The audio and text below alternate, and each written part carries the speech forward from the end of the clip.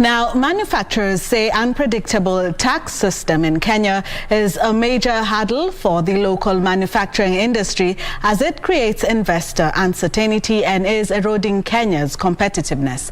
This emerged during the 4th Manufacturing Expo in Nairobi, as Regina Manyara now narrates.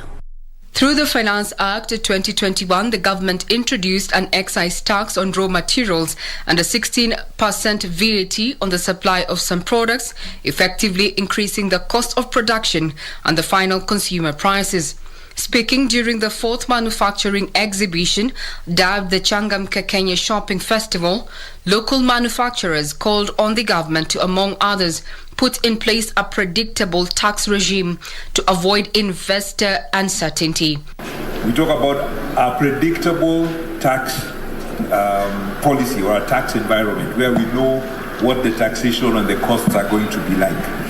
Regulations, harmonized regulations, whether they are national, county, and we have other regulators around for standards, etc. Some sort of harmonized. They noted that unpredictable fiscal and regulatory policies significantly threaten the goal of growing the local manufacturing sector and gives an upper hand to imports.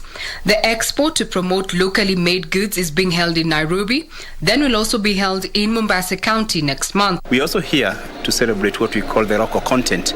We can see and showcase what we are able to produce and manufacture in our country. It is an opportunity also for Kenyans to come and see for themselves. So the Changamka Kenya Shopping Festival is an event that we've been holding for the last 4 years, and it is a summit and expo where we showcase local manufacturing. Participating exhibitors are drawn from different sectors, including the food and beverage, textile and apparel, metal and allied energy, plastics, fresh produce, chemicals, automotive and leather. Regina Manyara reporting for Prime Edition.